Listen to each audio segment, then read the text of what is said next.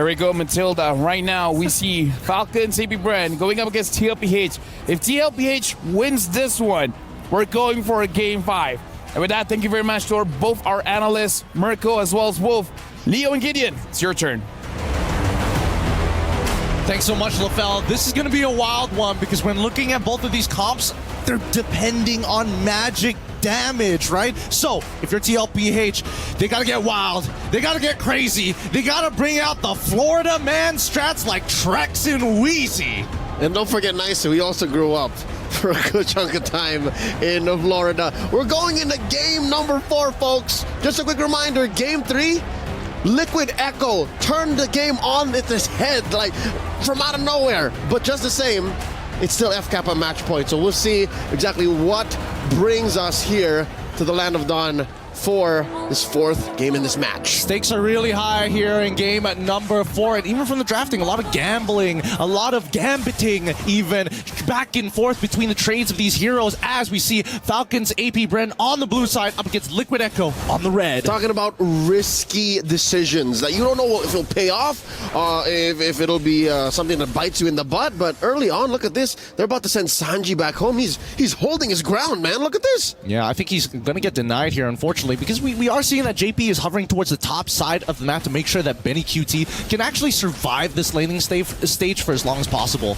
Oh, great stuff. Even JP just blocking the skill shot with his body. Nicely done. That's a quick score up top for TLPH. Kyle Teasy checking in on the small camp. Going to be pushing out JP. This is dangerous. Again, a Roger and a Julian at level 3 and level 2.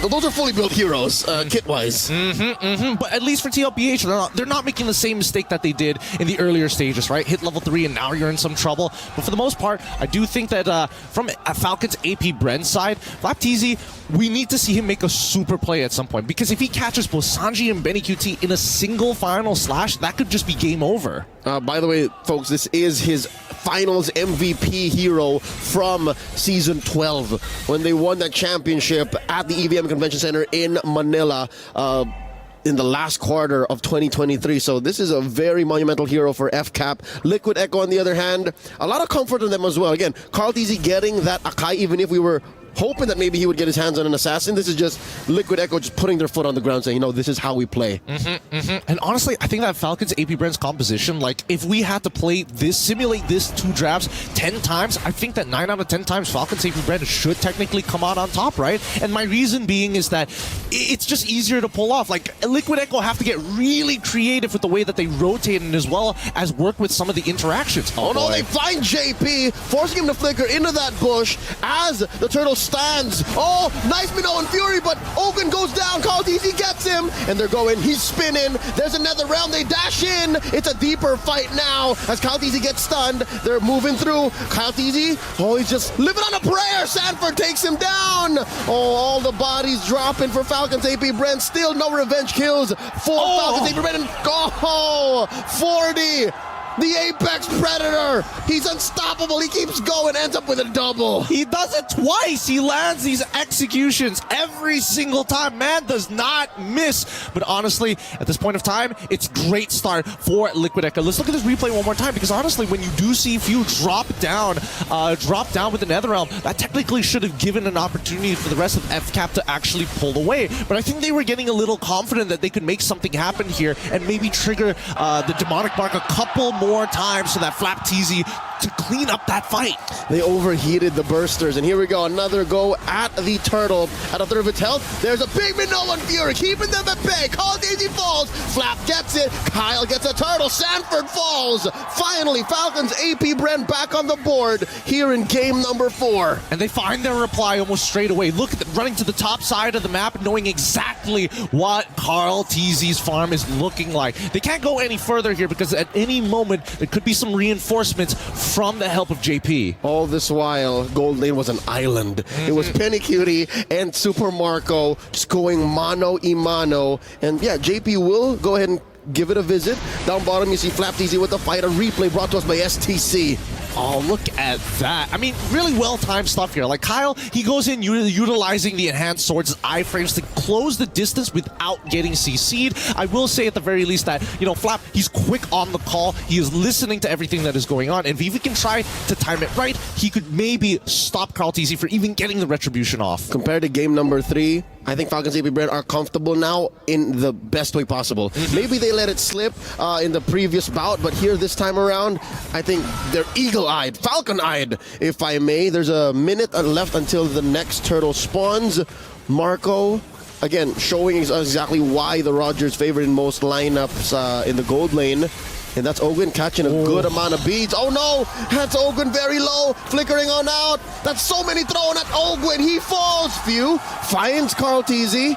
He's too late to save his roamer. Yep, great coverage here. Great coverage here for the size of Falcons Apbren. And the fact that they're purposefully delaying the position, revealing their positions. They're like, okay, Sanji, release the feathered airstrike now. Benny QT and JP start walking up. Carl, just sit in the bush for a couple of seconds and then walk out. So therefore, it's wasting Falcon Apbren's time, right? Oh, maybe he's not there. Maybe we can walk up mid. Suddenly 4 people show up. Oh, shucks. We can't do it anymore. It's the delayed release. It's a limited drop culture. There's a shirt, there are shoes, there are pants. Oh no, I need the whole set. Now there's a fight breaking out up top. Sanji with the fair strike, a few volleys dropping. No one home for the final slash. Flap easy. Vengeance 1, Vengeance 2. JP at half health, throwing a few wisps over to Flap TZ's way. Few dueling with Sanford. Benny Cutie with the entropy.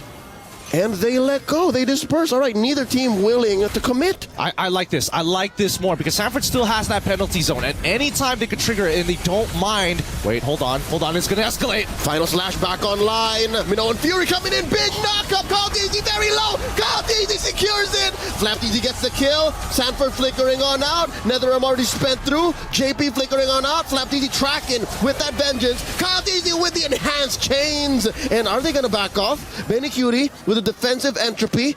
Just a few fires, a volley of basics just to push him back. That's a tier 1 pushed in mid for Falcons Apbren. A huge win for Falcons Apbren. Opening up mid-tier 1 is going to open up entire access to the jungle's top and bottom side of this map. Let's quickly look at the items, right? We do see the Blood Winnings purchase coming in specifically from Sanji. That's going to keep him alive for now. But at the same time, we've seen that just with the Genius Wand alone from Kyle TZ is enough to actually create a one-shot angle or at least chunk him down to that Super Marco can guarantee the kill. Whoa. Final slash on the Carl TZ. Everything but the kitchen sink thrown at the GOAT. Can he survive? Flap takes down his TZ Pro. That's unfortunate. That's real unfortunate. It looks like Falcons Apbren now looking at the weak link, and it might just be Carl TZ here because JP, he's not covering him. God.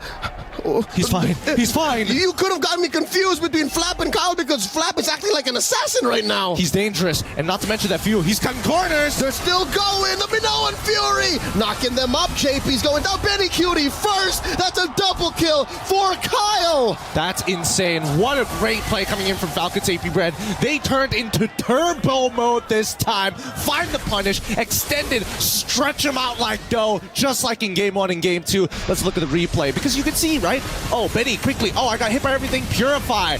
Kyle shows up. He's like, nah, nobody's getting out of this one.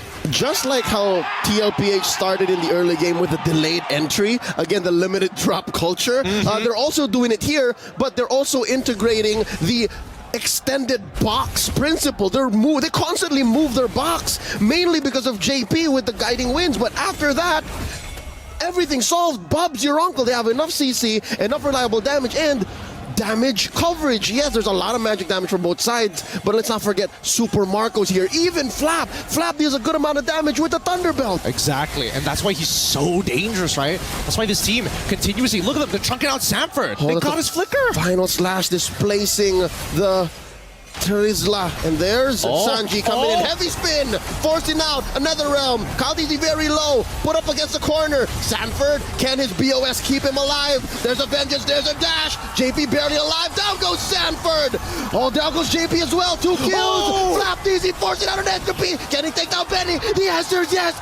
Boom! The Filipino cannon strikes again, allowing the double kill for his boy Few. This game, high octane action here. we got to bring it back a little bit because the energy is high and the crowd is going wild. The Falcons Apbren, cool as a cucumber. If we want to throw it back to M2, you can't do it without bringing Few and Flap TZ and Coach Ducky into the equation. So if it's Carl TZ zoning in, going back to Singapore, you can't do that without bringing Flap, Few, and Ducky into the story. They also won that championship. They also played out of their minds, and now they're doing the same. That's a almost 8K gold lead here at 9 minutes. It's wild. It's wild. This could be it. Falcons Apbren can close it out quickly on Liquid Echo on that next Lord push, but for now it's about how much damage can they apply, because Liquid Echo, they still need a lot of scaling. We're not seeing Holy Crystals being purchased just yet, and until that point, Falcons Apbren might be a step ahead with the Athena shields already. I'll say 2 steps ahead. Carl TZ picks up his own, and there is a synchronized wave in mid and up top. Holy Shield still online for Nevermind. It gets popped by that cart, and there's Sanji with a defensive, a feathered airstrike, and there's the entropy. Can they punish Falcons Apbren? Can they deny the inhibitor push? They're doing their best. Heavy spin, Few gets popped. Down goes Carl TZ. They do save the turret. Mid still standing, another wave up top. Falcons Apbren relentless. Absolutely relentless, and more importantly, they're able to hold this high ground defense for a little bit long. Oh! They go in, and a Minoan Fury knocks him out, plus the change, plus vengeance on Sanford. That's it. Call it. Falcons Apbren are moving on through the grand finals. GG, well played. It's Falcons Apbren in a successful 3-1 match to end this PO5 and representing PH in the grand finals. This is straight up Reigns and Rhodes back in Manila. It was Liquid Echo who got FCAP's number, but not like in XL, not like in Philly. This is storytelling at its finest. The turn, the plot thickens, FCAP moves forth. Look at that. Falcons Apbren cheering, getting the crowd into the mix. This is what it looks like to be in the audience with these idols, making sure that, yes, we did win, but at the same time, we know what it's like to be on top.